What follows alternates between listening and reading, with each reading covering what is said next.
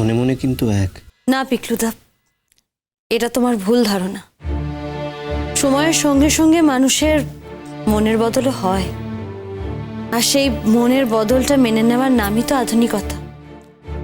ওই দেখো খাবার এসে গেছে, পিকলুদা খাও না। আজ কিছু খাবো না রে মেঘলা, খাবো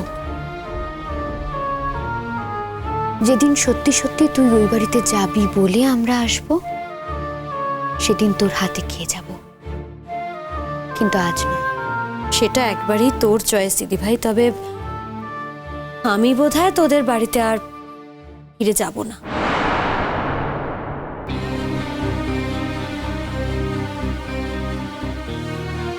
কেন যেতে পারবে না মেঘলা? কেন তুমি আমাকে বলো, সবকিছু কি ঠিক হয়ে যেতে পারে না? না, সবকিছু ঠিক করা যায় না। কেন যায় না? না, আমাকে বুঝিয়ে বলতে হবে কেন ঠিক করা যায় না। তোমাদের দুজনেরই তো ভুল বোঝাবুঝি হয়েছিল।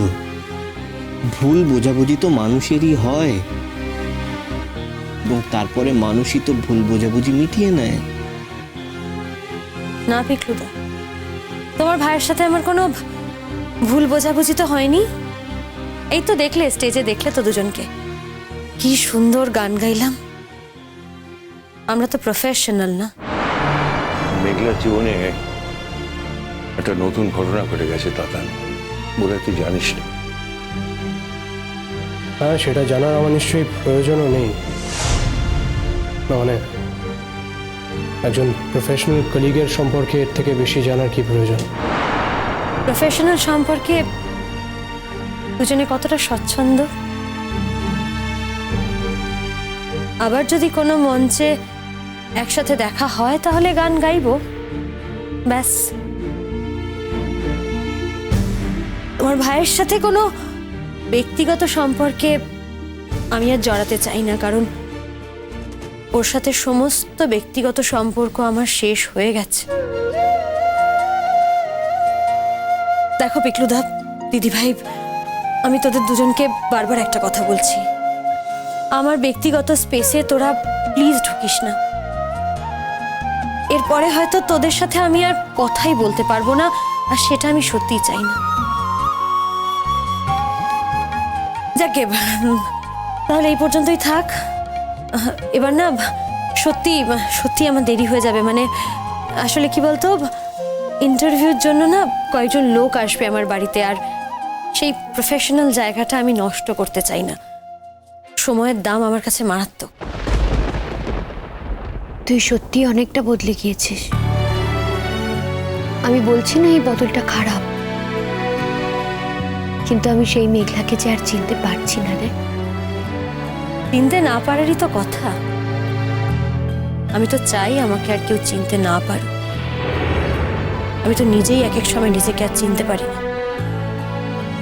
সবই বুঝেছি, কিন্তু তাও একবার আমাদের কথাটা ভেবে দেখো। ঠিক আছে, তাহলে আজকে আসি। হ্যাঁ,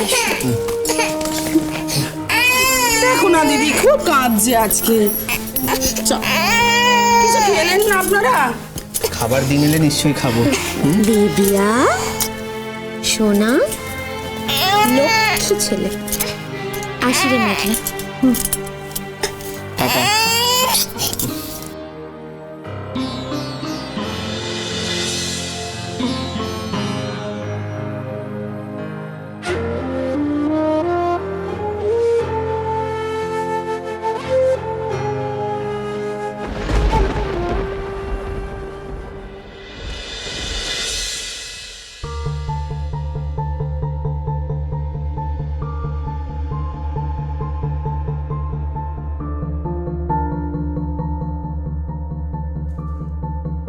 বাড়ি কিনেছে, খুব ভালো কথা।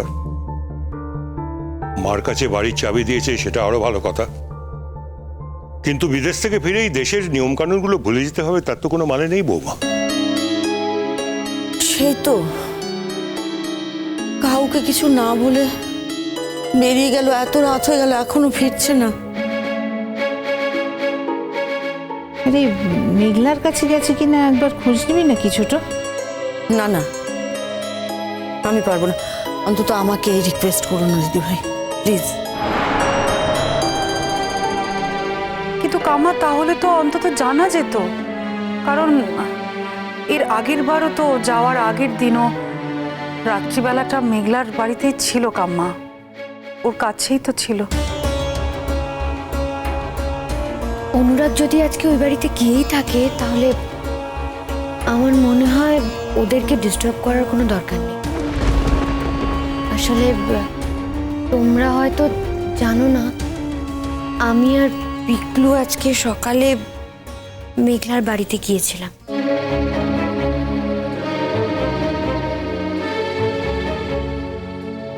তোমরা বলনি ঠিকই, কিন্তু আমি বুঝতেই পেরেছিলাম, এবং সে কথা আমি কাজুরিকে বলেওছি। কি কাজুরি, নিলে তো আমার কথাটা? পিকলু কি বললো রে? মানে কিছুতেই কোনো কিছু মিটমাট করা সম্ভব নয়, তাই তো? আমাদের পক্ষে যতটা বলা সম্ভব ছিল আমরা বলেছি, কিন্তু তাও আসতে রাজি নয়। আরে আসল কথাটা কিছু জানা গেল? না, বাচ্চাটাকে নিয়েও একটা ধোঁয়াশা রেখেই দিল। কিছুতেই বললো না বাচ্চাটার বাবাকে। অবশ্য আমরা ডিরেক্টলি কোনো কোয়েশ্চেন ওকে করিনি, কিন্তু আমি একটা কথা বলেছি জানো, আমি বলেছি যে আমরা কেউই বিশ্বাস করি না যে তুই অন্য কারোর সঙ্গে সম্পর্ক রাখতে পারিস বলে। তো ও কিন্তু কথাটা এড়িয়ে গিয়েছিল। আমি তো প্রথম দিন থেকেই তোমাদের বলে আসছি, এই বাচ্চাটা আমাদের বাড়িরই। তুমি বলে দিলেই তো আর হলো না, যার বাচ্চা তাকে তো বলতে হবে। সে যদি না মুখ খোলে, আমরা অন্যের বাচ্চাকে কি করে বলতে পারি বলো তো যে আমাদের বাড়ির বাচ্চা? আমরা কি করে দাবি করতে পারি? আর শুনলে তো পিকলুদের কাছে, ওরা তো গিয়ে বলেছে, তা সত্ত্বেও তো এখানে আসতে চায়নি। আর যদি সত্যি এ বাড়ির বাচ্চাই হতো, তাহলে কি এ বাড়িতে চলে আসতো না? হয়তো আশা করছে তাতানোকে গিয়ে নিয়ে আসবে। মামনি, আমার কি মনে হয় বলো তো, তাতান কিন্তু আজকে মেঘলার কাছেই গেছে। আসলে আমাদের সবাইকে বলতে হয়তো লজ্জা পেয়েছে, তাই বলেনি। লজ্জা পাওয়ার কি আছে এতে কাজুরি? এটা তো আমি বুঝতে পারছি না। ও ওর বউয়ের কাছে যাবে, তো লজ্জা পাওয়ার কি আছে? বউয়ের কাছে কি আর যাচ্ছে? বউয়ের সাথে তো ডিভোর্স হয়ে গেছে। দেখ, আমি সব বিশ্বাস করি না। আমার মনে হয় এগুলো গল্প কথা। হ্যাঁ, ওরা হয়তো ডিভোর্স ফাইল করেছিল, কিন্তু মানে পিটিশনও করেছিল রাজার, কিন্তু ডিভোর্স সার্টিফিকেট ওরা তুলেছে বলে আমার মনে হয় না। আমি বিশ্বাস করি না, জানি না, মানে এটা একদম আমার ব্যক্তিগত ধারণা। না না না, ডিভোর্সটা না হলে মেঘলা অন্য কারোর সঙ্গে কোথাও গিয়ে ঘর করতে পারতো না। কিন্তু মামুনি, ও যে অন্য কোথাও ঘর করছে এমন খবরটা কিন্তু আমরা এখনো পর্যন্ত পাইনি। আর সেটাই তো, আমারও তো সেটাই কথা, অবাক কাণ্ড। আরে বাবা, এরকম ঘটনা কি আর ঘটে না নাকি? হ্যাঁ, একটা ডিভোর্স করেছিস, তারপর একটা বিয়ে করেছিস, তো খুব ভালো কথা তো। আমাদের খুলে বলছিস না কেন? এত এত ঢাক ঢাক গুড় গুড় কিসের, আমি সেটাই বুঝতে পারছি না। আমাদের তো একটা সুযোগ চাই, মানে তাতানের জন্য আমরাও তো কিছু ভাবতে পারি, তাই না?